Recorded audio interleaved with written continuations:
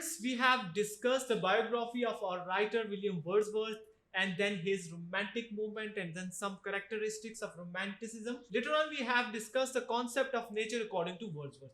Now we are moving towards our actual topic, that is daffodils. सबसे पहले इस pome का बैकग्राउंड देखेंगे कि ये पोम क्यों लिखी गई. तो students, this pome was inspired by an event on 15 April 1802 in which Wordsworth and his sister Dorothy came across a long belt of daffodils. वो लेक डिस्ट्रिक्ट में एक लेक के किनारे उन्होंने जब बहुत बड़े तादाद में डैफोडिल्स को देखा तो वर्ड्सवर्थ इस इवेंट से बहुत ज्यादा इंस्पायर हुआ, क्योंकि नेचर उसे हमेशा अपील करती थी, इसलिए उसे ये सीन भी बहुत अपीलिंग कर रहा था.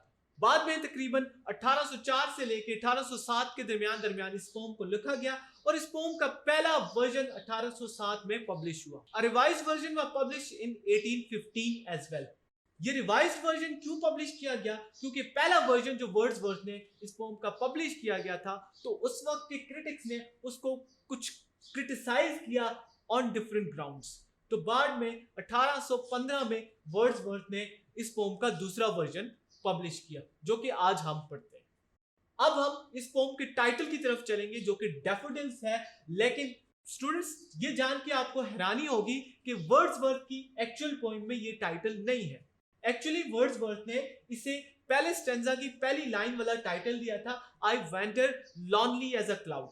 तो एक्चुअली अकॉर्डिंग टू वर्ड्सवर्थ जो पोएट था जिसने ये पोम लिखी थी उसके मुताबिक I wandered lonely as a cloud ये इस पोम का टाइटल था. अब स्टूडेंट, ये पोम लिखी किस लिए गई? ये पोम एक नेचुरल इवेंट को डिफाइन करने के लिए लिखी गई. इस पोम का जानरा जो था वो नॉन फिक्शन था, वो एक रियलिटी थी, we can say. This poem consists of 4 stanzas, students, each having 4 lines, which make this poem overall 16 line poems with a rhyming scheme of A B C C.